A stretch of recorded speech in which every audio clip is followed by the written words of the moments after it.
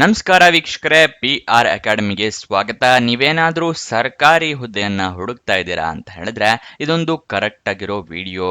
ಇದಕ್ಕೆ ಎಷ್ಟು ಸಂಬಳ ಇದೆ ಅಂತ ಹೇಳಿದ್ರೆ ತಿಂಗಳಿಗೆ 80,000 ರೂಪಾಯಿಗಿಂತ ಜಾಸ್ತಿ ಸಂಬಳ ಸಿಗುವಂತಹ ಕೆಲಸ ಇದಾಗಿದೆ. ಇದು ಯಾವ ಹುದ್ದೆ, ಹೇಗೆ ಅರ್ಜಿಯನ್ನ ಹಾಕೋಬೇಕು, ವಯೋಮಿತಿ, ಡೀಟೇಲ್ಸು, ಎಜುಕೇಶನ್, ಕ್ವಾಲಿಫಿಕೇಶನ್ ಇದೆಲ್ಲದರ ಬಗ್ಗೆ ಸಂಪೂರ್ಣ ಮಾಹಿತಿಯನ್ನ ನಿಮಗೆ ತಿಳಿಸ್ಕೊಡ್ತೀವಿ. ವಿಡಿಯೋನ ಕೊನೆ ತನಕ ನೋಡಿ. ವಿಡಿಯೋ ಶುರು ಮಾಡೋದಕ್ಕೂ ಮುಂಚೆ ಇನ್ನೂ ಈ ಚಾನಲ್ ಸಬ್ಸ್ಕ್ರೈಬ್ ಆಗಿಲ್ಲ ಅಂದ್ರೆ ಇವಾಗಲೇ ಸಬ್ಸ್ಕ್ರೈಬ್ ಆಗಿ ಪ್ರತಿದಿನನೂ ಗೌರ್ಮೆಂಟ್ ಮತ್ತೆ ಪ್ರೈವೇಟ್ ಸೆಕ್ಟರ್ ಜಾಬ್ ಡೀಟೇಲ್ಸ್ ತಿಳ್ಕೊಬಹುದು. ಹಾಗೆ ಅದರ ಪಕ್ಕದಲ್ಲಿರೋ ಬೆಲ್ ಐಕನ್ ಪ್ರೆಸ್ ಮಾಡೋದು ಮರಿಬೇಡಿ. ವಿಡಿಯೋ ಅಪ್ಲೋಡ್ ಆಗಿದ ತಕ್ಷಣ ನಿಮಗೆ ನೋಟಿಫಿಕೇಶನ್ ಬರುತ್ತೆ. ಆದಷ್ಟು ಬೇಗ ನೀವು ಅರ್ಜಿಯನ್ನ ಹಾಕಬಹುದು. ಇವಾಗ ವಿಡಿಯೋನ ಶುರು ಮಾಡೋಣ. ಇದು ಯಾವ ಇಲಾಖೆ ಅಂತ ಹೇಳಿ ನೋಡೋದಾದ್ರೆ DFPD ಅಂತ ಹೇಳಿ, ಅಂದ್ರೆ department of food and public distribution, ಅಂದ್ರೆ ಆಹಾರ ಇಲಾಖೆ ಮತ್ತು ಸಾರ್ವಜನಿಕ ವಿತರಣಾ ಇಲಾಖೆಯಿಂದ ಹುದ್ದೆಗಳಿಗೆ ಅರ್ಜಿಯನ್ನ ಕರೆದಿದ್ದಾರೆ. ಎಷ್ಟು ಹುದ್ದೆ ಖಾಲಿ ಇದೆ ಅಂತ ನೋಡಿದ್ರೆ 5 ಹುದ್ದೆ ಖಾಲಿ ಇರುತ್ತೆ. ಉದ್ಯೋಗ ಸ್ಥಳ ಬೆಂಗಳೂರು, ಲಕ್ನೌ, ಕೋಲ್ಕತ್ತಾ, ಭೋಪಾಲ್ ಇತರ ಹಲವಾರು ಪ್ರದೇಶಗಳಲ್ಲಿ ಹುದ್ದೆ ಖಾಲಿ ಇದೆ. ಯಾವ ಹುದ್ದೆ ಅಂತ ಹೇಳಿದ್ರೆ junior accountant and store keeper ಹುದ್ದೆ ಇದಾಗಿರುತ್ತೆ. ಗೊತ್ತಾಯ್ತಲ್ವಾ? ನೆಕ್ಸ್ಟ್ ಸ್ಯಾಲರಿಯನ್ನ ನೋಡೋದಾದ್ರೆ 25,500 ರೂಪಾಯಿಂದ ಹಿಡಿದು 81,100 ರೂಪಾಯಿ ತನಕ ಇರುತ್ತೆ. ಇದು ತಿಂಗಳ ಸ್ಯಾಲರಿ ಆಗಿರುತ್ತೆ. ನೆಕ್ಸ್ಟ್ ವಯೋಮಿತಿಯ ಡೀಟೇಲ್ಸ್ ನ ನೋಡೋದಾದ್ರೆ ಮಿನಿಮಮ್ 18 ವರ್ಷ ಆಗಿರಬೇಕು. ಮ್ಯಾಕ್ಸಿಮಮ್ 56 ವರ್ಷದವರು ಕೂಡ ಅರ್ಜಿಯನ್ನ ಹಾಕೋಬಹುದು. ಗೊತ್ತಾಯ್ತಲ್ಲ? ವಯೋಮಿತಿಯ ಡೀಟೇಲ್ಸು 18ರಿಂದ 56. ಇವಾಗ ನೆಕ್ಸ್ಟ್ ಅಪ್ಲಿಕೇಶನ್ ಫೀಸ್ನ ವಿವರ ತಿಳ್ಕೊಳ್ಳೋಣ, ಎಷ್ಟಿದೆ ಅಂತ ಹೇಳಿ. ಅಪ್ಲಿಕೇಶನ್ ಫೀಸ್ ಏನೂ ಇರೋದಿಲ್ಲ. ಉಚಿತವಾಗಿ ನೀವು ಅರ್ಜಿಯನ್ನ ಹಾಕೋಬಹುದು. ಯಾವುದೇ ರೀತಿಯಂತ ದುಡ್ಡು ಕೊಡೋ ಅಗತ್ಯ ಇರೋದಿಲ್ಲ. ಕೆಲವೊಂದು ಹುದ್ದೆಗೆ 500, 1000, 1,500, 2,000 ರೂಪಾಯಿ ತನಕನೂ ಇರುತ್ತೆ. ಇದಕ್ಕೆ ಏನು ಇಲ್ಲದೆ ಇರೋದು ಒಂದು ಒಳ್ಳೆಯ ವಿಷಯ. ನೆಕ್ಸ್ಟ್ ಸೆಲೆಕ್ಷನ್ ಪ್ರೋಸೆಸ್ ವಿವರನ ತಿಳ್ಕೊಳ್ಳೋದಾದ್ರೆ ರಿಟರ್ನ್ ಟೆಸ್ಟ್ ಮತ್ತೆ ಇಂಟರ್ವ್ಯೂ, ಅಂದ್ರೆ ಲಿಖಿತ ಪರೀಕ್ಷೆ ಮತ್ತು ಸಂದರ್ಶನ ಈ ಸೆಲೆಕ್ಷನ್ ಪ್ರೋಸೆಸ್ನ ವಿವರ ಆಗಿರುತ್ತೆ. ನೆಕ್ಸ್ಟ್ ನಿಮಗೆ ಅರ್ಜಿಯನ್ನ ಹೇಗೆ ಹಾಕೊಳ್ಳೋದು ಅನ್ನೋದರ ವಿವರ ತಿಳಿಸ್ಕೊಡ್ತೀನಿ. ಅದಕ್ಕಿಂತ ಮುಂಚೆ ನೆನಪಿಸ್ತಾ ಇದ್ದೀನಿ, ಇನ್ನೂ ಈ ವಿಡಿಯೋಗೆ ಲೈಕ್ ಮಾಡಿಲ್ಲ ಅಂತ ಹೇಳಿದ್ರೆ ದಯವಿಟ್ಟು ಲೈಕ್ ಮಾಡಿ, ಹಲವಾರು ಜನರಿಗೆ ಈ ವಿಡಿಯೋನ ತಲುಪೋ ಥರ ಮಾಡಿ. ಮತ್ತೆ ನಿಮ್ಮ ಫ್ರೆಂಡ್ಸ್ ಅಥವಾ ರಿಲೇಟಿವ್ಸ್ ಯಾರಾದರೂ ಜಾಬ್ ಹುಡುಕ್ತಾ ಇದ್ದಾರೆ ಅಂತ ಹೇಳಿದ್ರೆ ಅಂಥವರಿಗೆ ಈ ವಿಡಿಯೋನ, ಈ ಚಾನಲ್ನ ಎಲ್ಲ ಶೇರ್ ಮಾಡಿ. ಅವರಿಗೂ ಕೂಡ ಜಾಬ್ ಹುಡುಕೋಕೆ ಹೆಲ್ಪ್ ಆಗುತ್ತೆ. ಇವಾಗ ಅರ್ಜಿಯನ್ನ ಹೇಗೆ ಹಾಕೊಳ್ಳೋದು ಅನ್ನೋದರ ವಿವರ ತಿಳ್ಕೊಳ್ಳೋಣ. ಅರ್ಜಿಯನ್ನ ನೀವು ಆಫ್ಲೈನ್ ಮೂಲಕ ಹಾಕೋಬೇಕಾಗುತ್ತೆ. ಈ ಆಫ್ಲೈನ್ ಮೂಲಕ ಅರ್ಜಿ ಹಾಕೋದು ಅಂದ್ರೆ ಏನು ಅಂತ ನೀವು ಕೇಳ್ಬೋದು. ಅದನ್ನು ಕೂಡ ವಿವರಿಸ್ತಾ ಇದ್ವಿ. ನಿಮಗೆ ಒಂದು ಅಪ್ಲಿಕೇಶನ್ ಸಿಗುತ್ತೆ, ಅದನ್ನ ಡೌನ್ಲೋಡ್ ಮಾಡಿ ಫಿಲಪ್ ಮಾಡಿ ನೀವು ಒಂದು ಅಡ್ರೆಸ್ಸಿಗೆ ಕಳಿಸ್ಕೊಡ್ಬೇಕು. ಹೇಗೆ ಕಳಿಸೋದು ಅಂದ್ರೆ ಸ್ಪೀಡ್ ಪೋಸ್ಟ್ ಮುಖಾಂತರ ಕಳಿಸ್ಬೋದು, ರಿಜಿಸ್ಟರ್ ಪೋಸ್ಟ್ ಮುಖಾಂತರ ಕಳಿಸ್ಬೋದು, ಕೊರಿಯರ್ ಮುಖಾಂತರ ಕಳಿಸ್ಬೋದು, ಅಥವಾ ಅಡ್ರೆಸ್ ಹತ್ರ ಇದೆ ಅಂದ್ರೆ ನೀವೇ ಖುದ್ದಾಗಿ ಹೋಗಿ ಕೂಡ ಕೊಡಬಹುದು. ಇದನ್ನ ಅಂದ್ರೆ ಆಫ್ಲೈನ್ ಮೂಲಕ ಅರ್ಜಿ ಹಾಕೋದು ಅಂತ ಹೇಳ್ತಾರೆ. ಅದಕ್ಕಿಂತ ಮುಂಚೆ ನೀವು ಅಫಿಷಿಯಲ್ ನೋಟಿಫಿಕೇಶನ್ ಓದ್ಕೋಬೇಕು. ಏನೇನು ರಿಕ್ವೈರ್ಮೆಂಟ್ಸ್ ಇದೆ, ಎಲಿಜಿಬಿಲಿಟಿ ಕ್ರೈಟೀರಿಯಾ ಇದೆ, ಅದನ್ನೆಲ್ಲ ತಿಳ್ಕೊಂಡ ನಂತರನೇ ಅರ್ಜಿಯನ್ನ ಹಾಕೋಬೇಕು.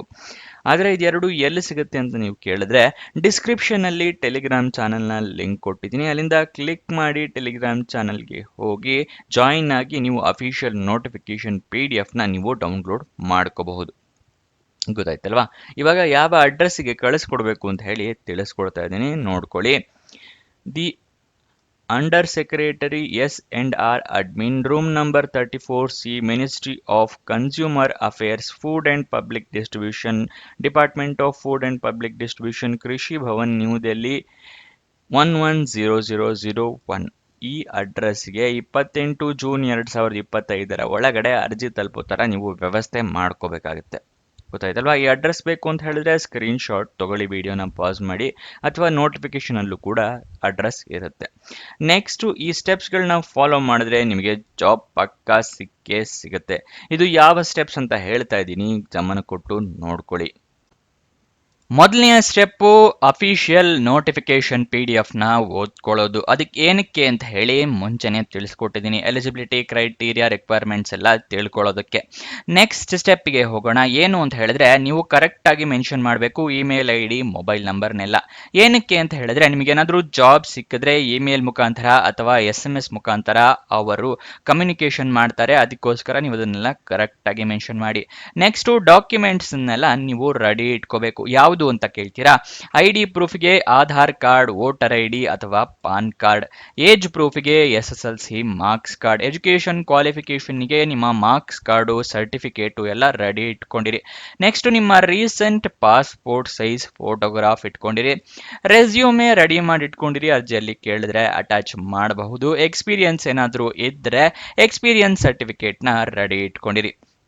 ನೆಕ್ಸ್ಟ್ ಎಲ್ಲ ಡೀಟೇಲ್ಸ್ನ ಫಿಲಪ್ ಮಾಡಿದ್ಮೇಲೆ ಎಲ್ಲ ಇನ್ಫಾರ್ಮೇಷನ್ ಕರೆಕ್ಟ್ ಇದೆಯಾ ಅಂತ ಒಂದ್ಸಲ ಕ್ರಾಸ್ ವೆರಿಫೈ ಮಾಡ್ಕೊಳ್ಳಿ. ಕರೆಕ್ಟ್ ಇಲ್ಲ ಅಂತ ಹೇಳಿದ್ರೆ ಬೇರೆ ಅರ್ಜಿಯನ್ನು ಫಿಲಪ್ ಮಾಡಿ ಕರೆಕ್ಟಾಗಿ ಎಲ್ಲ ಮೆನ್ಷನ್ ಮಾಡಿ. ನೆಕ್ಸ್ಟ್ ಎಲ್ಲ ಆದ ನಂತರ ನಿಮ್ಮ ಅರ್ಜಿಯನ್ನು ಮುಂಚೆನೇ ತಿಳಿಸ್ಕೊಟ್ಟ ಅಡ್ರೆಸ್ಗೆ ಸ್ಪೀಡ್ ಪೋಸ್ಟ್ ಮುಖಾಂತರ, ರಿಜಿಸ್ಟರ್ ಪೋಸ್ಟ್ ಮುಖಾಂತರ ಅಥವಾ ಕೊರಿಯರ್ ಮುಖಾಂತರ ಅರ್ಜಿಯನ್ನು ಕಳಿಸ್ಕೊಡಿ. ಕೊನೆಯ ದಿನಾಂಕಕ್ಕಿಂತ ಆದಷ್ಟು ಮುಂಚೆನೇ ಕಳಿಸೋಕೆ ಪ್ರಯತ್ನ ಮಾಡಿ. ಇದಿಷ್ಟು ಸ್ಟೆಪ್ಸ್ನ ಫಾಲೋ ಮಾಡಿ ಈ ಜಾಬ್ನ ನಿಮ್ದಾಗಿಸ್ಕೊಳ್ಳಿ. ಅರ್ಜಿ ಓಪನ್ ಆಗಿದ್ದ ದಿನಾಂಕನ ನೋಡೋದಾದ್ರೆ 29 ಏಪ್ರಿಲ್ 2024, ಕೊನೆಯ ದಿನಾಂಕ 28 ಜೂನ್ 2025. ಅಷ್ಟರೊಳಗಡೆ ಅರ್ಜಿಯನ್ನು ಹಾಕ್ಕೊಳ್ಳಿ, ಈ ಜಾಬ್ನ ನಿಮ್ದಾಗಿಸ್ಕೊಳ್ಳಿ. ನೆಕ್ಸ್ಟು ನಿಮಗೆ ಅಫಿಷಿಯಲ್ ವೆಬ್ಸೈಟ್ ಅಡ್ರೆಸ್ ಬೇಕು ಅಂದರೆ ಅದನ್ನು ಕೂಡ ತಿಳಿಸ್ಕೊಡ್ತಾ ಇದ್ದೀನಿ.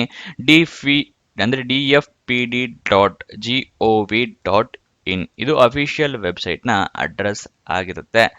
ಬೇಕು ಅಂತ ಹೇಳಿದ್ರೆ ಇದನ್ನು ಕೂಡ ನೋಟ್ ಡೌನ್ ಮಾಡ್ಕೊಳ್ಳಿ. ನೆಕ್ಸ್ಟು ನಿಮಗೆ ಎಜುಕೇಷನ್ ಕ್ವಾಲಿಫಿಕೇಷನ್ನ ತಿಳಿಸ್ಕೊಡ್ತೀನಿ. ಅದಕ್ಕಿಂತ ಮುಂಚೆ ನೀವಿನ್ನೂ ನಮ್ಮ ವಾಟ್ಸಪ್ ಚಾನಲ್ಗೆ ಜಾಯ್ನ್ ಆಗಿಲ್ಲ ಅಂತ ಹೇಳಿದ್ರೆ ಡಿಸ್ಕ್ರಿಪ್ಷನ್ನಲ್ಲೇ ಅದರ ಲಿಂಕ್ನ ಕೊಟ್ಟಿದ್ದೀನಿ. ಅಲ್ಲಿಂದ ಕ್ಲಿಕ್ ಮಾಡಿ ವಾಟ್ಸಪ್ ಚಾನಲ್ನ ಜಾಯ್ನ್ ಆಗೋದು ಮರಿಬೇಡಿ. ಆನ್ಲೈನ್ನಲ್ಲಿ ಅಪ್ಲಿಕೇಶನ್ ಇದ್ದರೆ ನಿಮಗೆ ವಾಟ್ಸಪ್ನಲ್ಲೇ ಕೊಟ್ಟಿರ್ತೀವಿ. ಸೊ ಅದನ್ನು ಜಾಯ್ನ್ ಆಗಿ ಪ್ರತಿದಿನವೂ ಅಪ್ಲಿಕೇಶನ್ ಲಿಂಕ್ನ ಪಡ್ಕೊಳ್ಳಿ. ಇವಾಗ ಎಜುಕೇಷನ್ ಕ್ವಾಲಿಫಿಕೇಷನ್ ವಿವರನ ತಿಳ್ಕೊಳ್ಳೋಣ. ಏನಿರಬೇಕು ಎಜುಕೇಷನ್ ಅಂತ ಹೇಳಿ. ಎಜುಕೇಷನ್ ಕ್ವಾಲಿಫಿಕೇಷನ್ ನೋಡೋದಾದ್ರೆ BCom ಆಗಿರಬೇಕಾಗುತ್ತೆ, ರೆಕಗ್ನೈಸ್ಡ್ ಬೋರ್ಡ್ ಅಥವಾ ರೆಕಗ್ನೈಸ್ಡ್ ಯೂನಿವರ್ಸಿಟಿಯಿಂದ. ಇದು ಎಜುಕೇಷನ್ ಕ್ವಾಲಿಫಿಕೇಷನ್ನ ವಿವರ ಆಗಿರುತ್ತೆ. ನೆಕ್ಸ್ಟ್ ಡಿಸೈರಬಲ್ ಅಂತ ಕೇಳಿದ್ದಾರೆ, ಅಂದರೆ 2 ವರ್ಷಗಳ ಕಾಲ ಎಕ್ಸ್ಪೀರಿಯನ್ಸ್ ಇರಬೇಕಾಗತ್ತೆ. ಯಾವುದರಲ್ಲಿ ಅಂದರೆ ಕ್ಯಾಶ್ ಮ್ಯಾನೇಜ್ಮೆಂಟು, ಅಕೌಂಟ್ಸಲ್ಲಿ, store keeping in central government ಅಂದರೆ ಸ್ಟೋರ್ ಕೀಪಿಂಗಿನ ಎಕ್ಸ್ಪೀರಿಯನ್ಸ್ ಇರಬೇಕು. ಸೆಂಟ್ರಲ್ ಗೌರ್ಮೆಂಟು ಅಥವಾ ಸ್ಟೇಟ್ ಗೌರ್ಮೆಂಟ್ ಆಫೀಸ್ಗಳಲ್ಲಿ ಅಥವಾ ಬ್ಯಾಂಕಲ್ಲಿ ಅಥವಾ ಪಬ್ಲಿಕ್ ಸೆಕ್ಟರ್ ಅಂಡರ್ಟೇಕಿಂಗ್ನಲ್ಲಿ ನಿಮಗೆ ಎಕ್ಸ್ಪೀರಿಯನ್ಸ್ ಇರಬೇಕಾಗತ್ತೆ. ಅಂಥವರು ಡಿಸೈರಬಲ್ ಅಂತ ಹೇಳಿದ್ದಾರೆ. ಇದಿಷ್ಟು ಈ ಜಾಬ್ನ ವಿವರ. ಏನಾದರೂ ಡೌಟ್ಸ್ ಅಥವಾ ಕ್ವಶನ್ಸ್ ಇದೆ ಅಂತ ಹೇಳಿದ್ರೆ ಕಮೆಂಟ್ ಬಾಕ್ಸ್ನಲ್ಲಿ ಕಮೆಂಟ್ ಮಾಡಿ, ನಾವು ಉತ್ತರ ಕೊಡೋದಕ್ಕೆ ಪ್ರಯತ್ನ ಮಾಡ್ತೀವಿ. ನೀವು ಇನ್ನೂ ನಮ್ಮ ಇನ್ಸ್ಟಾಗ್ರಾಮ್ ಚಾನಲ್ನ ಫಾಲೋ ಮಾಡಿಲ್ಲ ಅಂದರೆ ಡಿಸ್ಕ್ರಿಪ್ಷನಲ್ಲೇ ಅದರ ಲಿಂಕ್ ಕೂಡ ಇದೆ. ಅಲ್ಲಿಂದ ಕ್ಲಿಕ್ ಮಾಡಿ ಇನ್ಸ್ಟಾಗ್ರಾಮ್ನ ಫಾಲೋ ಮಾಡಿ. ಪ್ರತಿದಿನನೂ ಜಾಬ್ ಡೀಟೇಲ್ಸ್, ಜಾಬ್ ಅಪ್ಡೇಟ್ಸ್ನೆಲ್ಲ ಪಡ್ಕೋಬಹುದು ರೀಲ್ ಮುಖಾಂತರ. ಹಾಗೆ ನಿಮ್ಮ ಫ್ರೆಂಡ್ಸ್ ಆ್ಯಂಡ್ ರಿಲೇಟಿವ್ಸ್ಗೆ ಕೂಡ ರೀಲ್ ಮುಖಾಂತರನೇ ಜಾಬ್ ಡೀಟೇಲ್ಸ್ ಎಲ್ಲ ಸೆಂಡ್ ಕೂಡ ಮಾಡಬಹುದು ಇನ್ಸ್ಟಾಗ್ರಾಮ್ನಲ್ಲಿ. ಸೊ ಅದನ್ನು ಫಾಲೋ ಮಾಡೋದು ಮರಿಬೇಡಿ. ಕೊನೆ ತನಕ ನೋಡಿದ್ದಕ್ಕೆ ಧನ್ಯವಾದ. ಇನ್ನೊಂದು ಜಾಬ್ ವಿಡಿಯೋ ಜೊತೆ ಸಿಗೋಣ. ಬಾಯ್ ಬಾಯ್.